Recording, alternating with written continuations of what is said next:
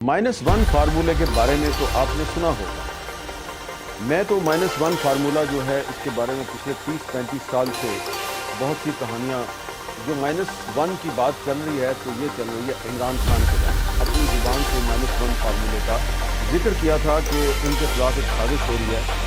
तो ये -1 फार्मूला है क्या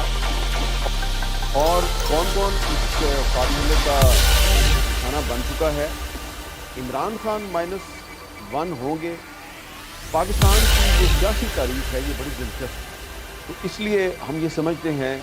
कि लियाकत अली खान साहब को बाकायदा साजिश करके पाकिस्तान की सियासत से माइनस किया गया। मिशन में बेनज़ीर भुट्टो का रास्ता रोकने के लिए उस वक्त की इंटेलिजेंस एजेंसियाँ थी, उन्होंने इस्लामी जमहूरी का हाथ बनाया, मेजॉरिटी हासिल कर गई और प्राइम मिनिस्टर बन गई। तो ये -1 फार्मूला है क्या और कौन कौन इस फार्मूले का निशाना बन चुका है, और आजकल क्या सिर्फ इमरान खान -1 होंगे या सिर्फ उनको -1 करने की कोशिश की जाएगी? पाकिस्तान की जो सियासी तारीख है ये बड़ी दिलचस्प है और ये सियासी तारीख हमें ये बताती है कि जब भी किसी सियासतदान को पॉलिटिक्स से माइनस करने की कोशिश होती है तो इस कोशिश में उसके कुछ सियासी मुखालफिन कोशिश करने वालों की मदद करते हैं, और जो किसी सियासतदान को माइनस करने की कोशिश में हिस्सा डालते हैं अक्सर औकात वक्त गुजरने के बाद वो खुद भी माइनस हो जाते हैं। ये हमारी सियासी तारीख है। मैं कोई भी बात जो है वो आपको अपनी तरफ से ना बता रहा हूँ ना ही बताऊँगा। तो सबसे पहले आज हम ये तज्जिया करते हैं कि इमरान खान साहब जो हैं अगर वो पॉलिटिक्स से माइनस हो जाते हैं, जैसा कि पिछले 2 साल से तो उनको जेल में रखा गया और 2024 का जो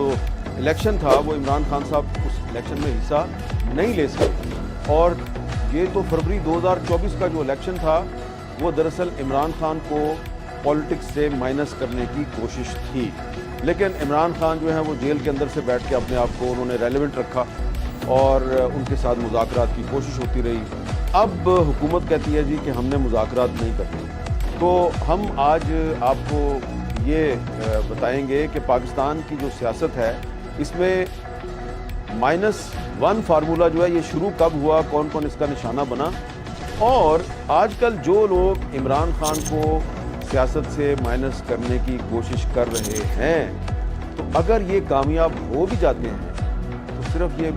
स्टोरी जो है ये इमरान खान पे ख़त्म नहीं होगी, इसके बाद भी कुछ लोगों ने माइनस होना है,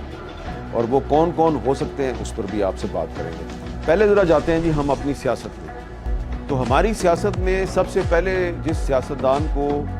पॉलिटिक्स से माइनस किया गया वो थे हमारे पहले प्राइम मिनिस्टर नवाबज़दा लियाकत अली खान, जिनको 1951 में रावलपिंडी का जो कंपनी बाग है जो अब लियाकत बाग कहलाता है, यहाँ पे गोली मारकर शहीद कर दिया गया था। तो ये जो उनको गोली मारी गई थी, जो गोली मारने वाला था वो एक अफ़गान था, सैयद अकबर, और वो पाकिस्तान की एक इंटेलिजेंस एजेंसी के साथ उसके बड़े करीबी ताल्लुकात थे, और मामला जो है वो इसलिए पुरस्कार हो गया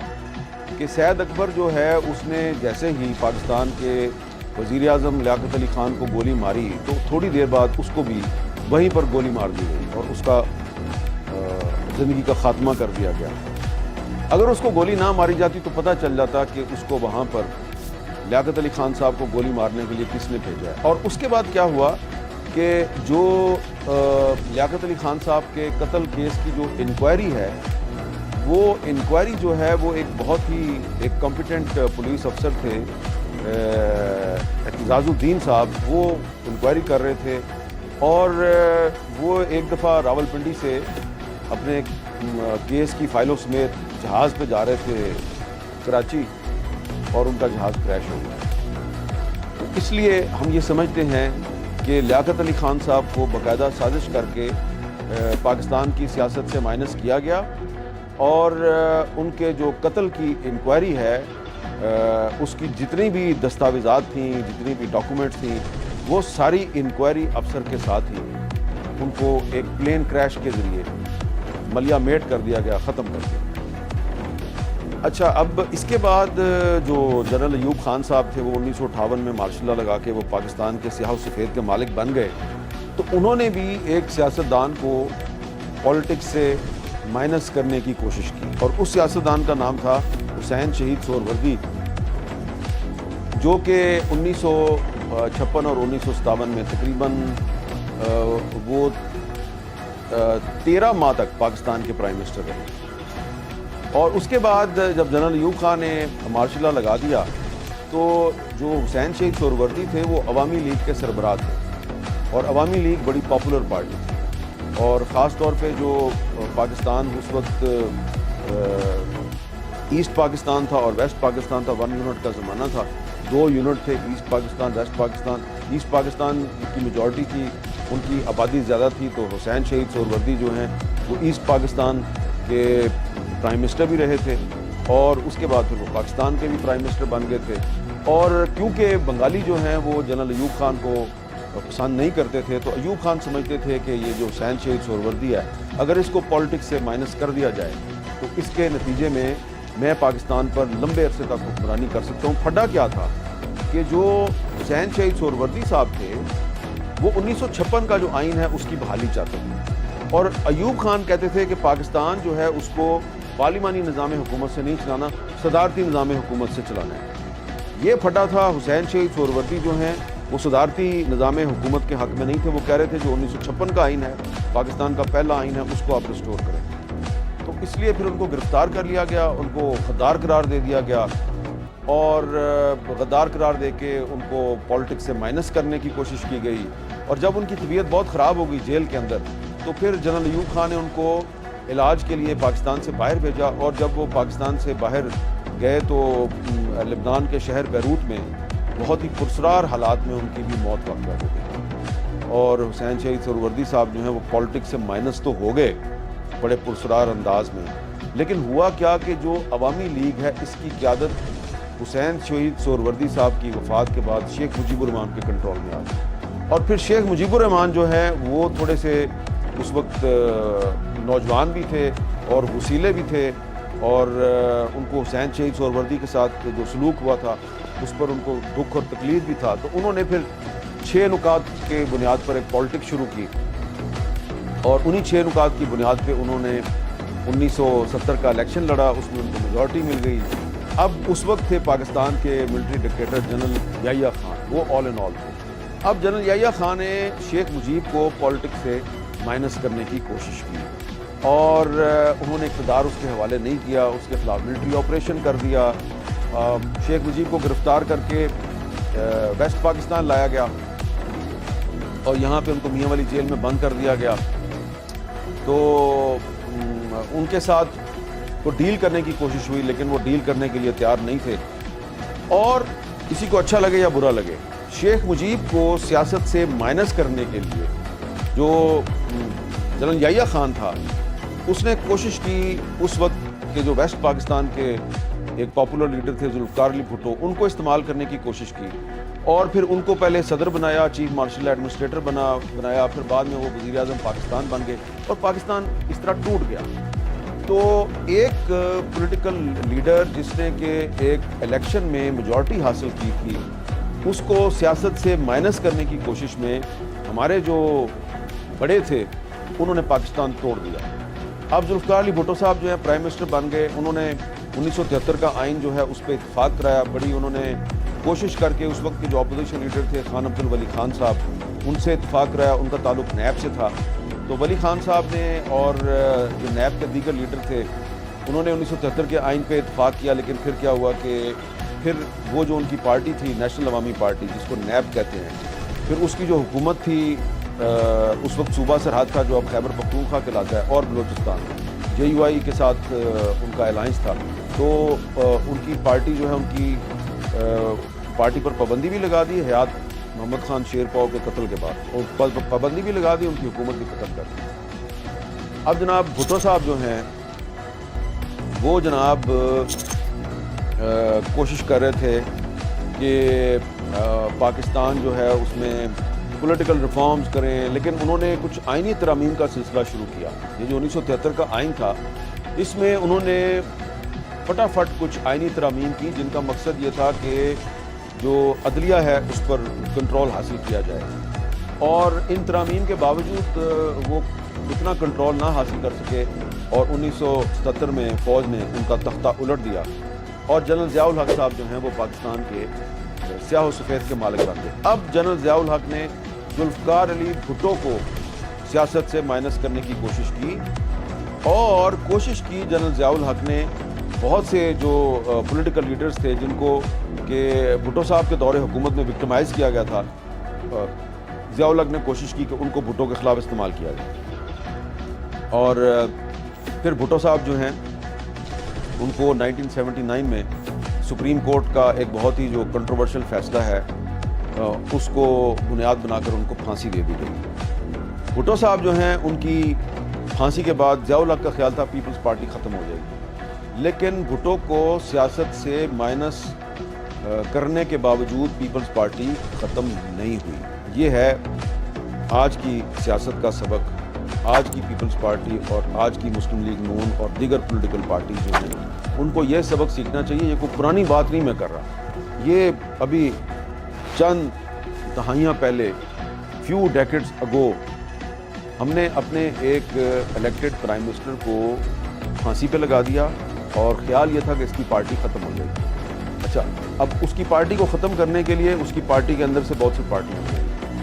بہت سے گروپ بنائے ہوئے۔ کچھ نام جو مجھے یاد ہیں، ایک پروگریسو پیپلز پارٹی بنائی، مولانا کوثر نیازی صاحب جو بھٹو صاحب کے انفارمیشن منسٹر تھے ان کو توڑ کے، تو ان سے ایک پروگریسو پیپلز پارٹی بنوائی گئی، نہیں چلی۔ حنیف رامے صاحب جو بھٹو صاحب کے ساتھی تھے، پنجاب کے چیف منسٹر بنائے گئے تھے، ان کے ذریعے مساوات پارٹی بنائی گئی، نہیں چلی۔ غلام مصطفیٰ جتوئی صاحب جو بھٹو صاحب کے بہت قریبی ساتھی تھے،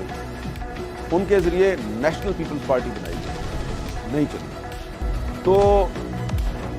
پاکستان پیپلز پارٹی جو ہے اس نے پھر دیگر پولیٹیکل پارٹیز کے ساتھ مل کر تو اس نے تحریک بحالی جمہوریت کے لیے اس نے MRD بنائی، movement for the restoration of democracy, اور اس کے بعد ضیاء الحق صاحب جو ہیں بھٹو صاحب کو مائنس کرنے کے بعد ان کی کوشش تھی کہ بے نظیر بھٹو کو سیاست سے مائنس کیا جائے، اور بے نظیر بھٹو کو بھی انہوں نے وکٹمائز کیا۔ بے نظیر بھٹو صاحبہ کو سکھر جیل میں بند کر دیا گیا، بہت برے حالات میں انہوں نے پاکستان کے مختلف جیلوں میں وقت گزارا، اور لیکن ضیاء الحق ان کو مائنس نہیں کر سکے۔ پھر وہ بیمار ہو گئیں تو پریشر ان پر بہت تھا، اندر سے بھی باہر سے بھی، تو ضیاء الحق صاحب نے ان کو علاج کے لیے پاکستان سے باہر بھیجا، تو پھر وہ 1986 میں واپس آئیں، اور جب وہ پاکستان واپس آئیں تو لاہور میں ان کا بہت بڑا استقبال ہوا اپریل 1986، اور دوبارہ ہم نے سنا کہ اب ان کو پالیٹکس سے مائنس کر دیا جائے گا۔ کسی نے کہا جی کہ جس طرح بھٹو صاحب جو ہیں ان کا جسمانی وجود مٹا دیا گیا، بے نظیر بھٹو کا بھی جسمانی وجود مٹ جائے گا، لیکن منظور تو اللہ نے کرنا ہوتا ہے نا۔ یہ جو دنیاوی لوگ جو سازشیں کرتے ہیں یہ تو کرتے رہتے ہیں، لیکن جو بھی ہوتا ہے وہ منظور خدا ہوتا ہے۔ تو اگست 1988 میں جنرل ضیاء الحق صاحب جو ہیں ان کا پلین کریش کر گیا، اور اس کے بعد جو اس وقت کے پریزیڈنٹ تھے غلام اسحاق خان، انہوں نے کہ وہ پہلے چیئرمین سینٹ تھے وہ پریزیڈنٹ بن گئے، تو انہوں نے الیکشن کا اعلان کر دیا، اور پھر الیکشن ہوا۔ الیکشن میں بے نظیر بھٹو کا راستہ روکنے کے لیے جو اس وقت کی انٹیلیجنس ایجنسیاں تھیں انہوں نے اسلامی جمہوری اتحاد بنایا IJI، اور کوشش کی کہ IJI جو ہے وہ سویپ کر جائے، لیکن بے نظیر بھٹو جو ہیں وہ میجورٹی حاصل کر گئیں اور پرائم منسٹر بن گئیں، لیکن پنجاب میں وہ میجورٹی حاصل نہیں کر سکیں، اور پنجاب میں نواز شریف صاحب جو ہیں وہ چیف منسٹر بن گئے۔ اب یہ 1988 سے ایک فیز شروع ہوتا ہے پاکستان کی پالیٹکس کا، جس میں بے نظیر بھٹو صاحبہ نے کوشش کی اسٹیبلشمنٹ کے ساتھ ڈائلاگ کرنے کی، اسٹیبلشمنٹ کے ساتھ مفاہمت کر کے آگے بڑھنے کی، لیکن ان کی کوشش کامیاب نہیں ہوئی۔ نواز شریف صاحب اسٹیبلشمنٹ کے ساتھ تھے، تو اس وقت کی جو اسٹیبلشمنٹ تھی اس نے اس وقت کے پریزیڈنٹ غلام اسحاق خان کو استعمال کیا۔ پہلے 1989 میں बेनज़ीर भुट्टो के खिलाफ एक तहरीक अदम एतमाद लेके आए और उनको माइनस करने की कोशिश की। वो कोशिश कामयाब नहीं हुई, तहरीक अदम एतमाद नाकाम हो गई। तो फिर 1990 में गुलाम इसहाक खान ने करप्शन चार्जेस में मोहतरमा बेनज़ीर भुट्टो की हुकूमत को डिसमिस कर दिया। नवाज शरीफ साहब प्राइम मिनिस्टर बन गए जी 1990 के इलेक्शन में। उसके बाद उसी गुलाम इसहाक खान ने नवाज शरीफ की हुकूमत को भी डिसमिस कर दिया और फिर जो है बेनज़ीर भुट्टो साहबा ने सियासत की। और जब 1992-93 में जब मुझे याद है कि उन्होंने लॉन्ग मार्च किया, तो मकसद ये था कि जो गुलाम इसहाक खान है उस पर प्रेशर डाला जाए और नए फ्री एंड फेयर इलेक्शन करवाए जाएँ। तो 1993 में फिर इलेक्शन हुए। इलेक्शन में एक दफ़ा फिर बेनज़ीर भुट्टो साहबा को मेजॉरिटी मिली और लेकिन प्रेसिडेंट गुलाम इसहाक खान थे। तो अब गुलाम इसहाक खान चाहते थे कि बेनज़ीर भुट्टो जो है वो उनको दोबारा प्रेसिडेंट बनाए, लेकिन उन्होंने थोड़ी सी पॉलिटिक्स की और उनके साथ वादे वही किए, लेकिन दोबारा उनको हटाकर वो फारूक लगारी को उन्होंने प्रेसिडेंट बनाया और फिर दूसरी दफ़ा प्राइम मिनिस्टर बन गई। लेकिन फारूक लगारी साहब जो हैं उन्होंने भी उनकी हुकूमत को डिसमिस कर दिया 1996 में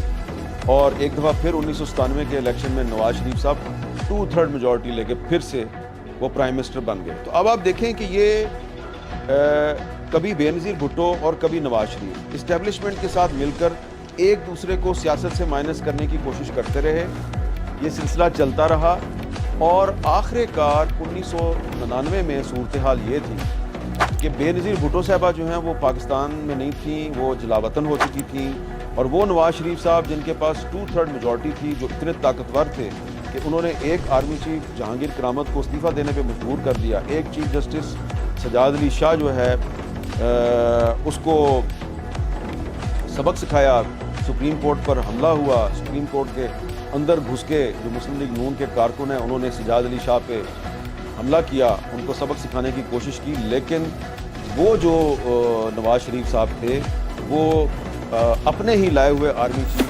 जनरल परवेज़ मुशर्रफ के साथ ना चल सके और अक्टूबर 1999 में जनरल परवेज़ मुशर्रफ ने नवाज शरीफ के खिलाफ बगावत कर दी, इक़्तिदार पे कब्जा कर लिया और फिर परवेज़ मुशर्रफ ने नवाज शरीफ को सियासत से माइनस करने की कोशिश शुरू कर दी। अच्छा, परवेज़ मुशर्रफ जो है वो सिर्फ नवाज शरीफ को माइनस नहीं करना चाहते थे, वो बेनज़ीर भुट्टो को भी माइनस करना चाहते थे और इस मकसद के लिए उन्होंने मुख्तलिफ जो पॉलिटिकल लीडर्स हैं उनको अपने साथ मिलाया, अपने साथ मिलाने की कोशिश भी की और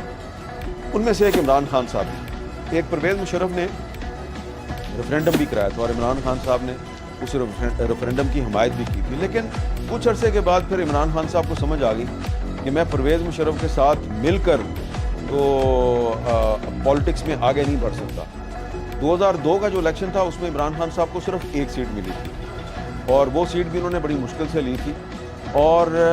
उस ज़माने में मुझे याद है कि इमरान खान साहब की जो पार्टी है उसमें इमरान खान के अलावा हमें बंदा ही कोई नहीं मिलता था और इमरान खान साहब हमें कहा करते थे यार आप हामिद खान को भी बुलाया करें, आप महमूद रशीद को भी बुलाया करें, लेकिन उनको कोई नहीं बुलाता था। और फिर उसके बाद दोबारा जो है आपको याद हो कि फिर 2007 में जब शौकत अजीज़ वज़ीर आज़म थे और परवेज़ मुशर्रफ साहब बिल्कुल सही जा रहे थे और उनके लिए कहीं से कोई थ्रेट नहीं था और ऐसा लगता था कि परवेज़ मुशर्रफ जो हैं वो अब पाकिस्तान पर पता नहीं मज़ीद कितने साल हुकूमत करेंगे, तो अचानक उन्होंने चीफ जस्टिस इफ्तिखार मोहम्मद चौधरी जो है उसको डिसमिस किया। वहाँ से एक लॉयर्स मूवमेंट शुरू हुई और उस मूवमेंट के पीछे जनरल इशफाक परवेज़ कियानी थे जो उस वक्त DGISI थे और सच्ची बात यह है कि उस वक्त तो हमें इसका पता नहीं था, लेकिन बाद में आहिस्ता आहिस्ता जब हमारी इफ्तिखार चौधरी साहब के साथ मुलाकातें हुई और उनके साथ बातचीत हुई तो उससे फिर हमें अंदाज़ा हुआ कि ये तो जो मूवमेंट चल रही है इसमें कोई नहीं जानता कि जो इशफाक परवेज़ कियानी साहब हैं वो दरअसल परवेज़ मुशर्रफ को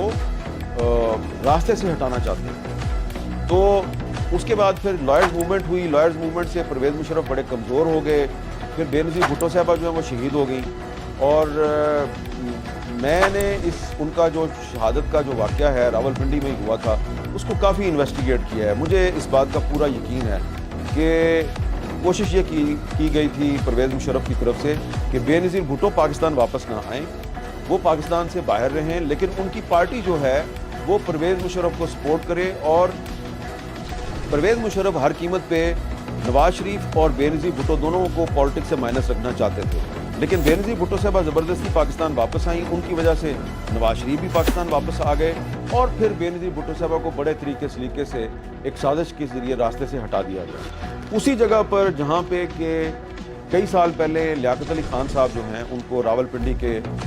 कंपनी बाग में, जो बाद में लियाकत बाग बन गया, वहाँ पर कत्ल किया गया था। उसी लियाकत बाग के बाहर बेनज़ीर भुट्टो साहबा को भी शहीद कर दिया गया। और उसके बाद फिर आप देखें कि यूसुफ गिलानी साहब जो हैं उनकी शहादत के बाद प्राइम मिनिस्टर बने और उनके बाद फिर नवाज शरीफ साहब तीसरी दफ़ा प्राइम मिनिस्टर बन गए। तीसरी दफ़ा जब वो प्राइम मिनिस्टर बने तो उनके कुछ अरसे के बाद इस्टेब्लिशमेंट से इख्तिलाफात पैदा हो गए। पहले राहील शरीफ के साथ इख्तिलाफात पैदा हुए, जो चाहते थे कि उनको फील्ड मार्शल बनाया जाए। नवाज शरीफ ने उनको फील्ड मार्शल नहीं बनाया और फिर कमर जावेद बाजवा साहब को नवाज शरीफ साहब ने खुद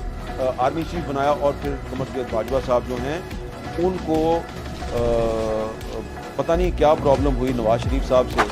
कि उन्होंने नवाज शरीफ साहब की हुकूमत को भी फारग कर दिया। और ये इल्ज़ाम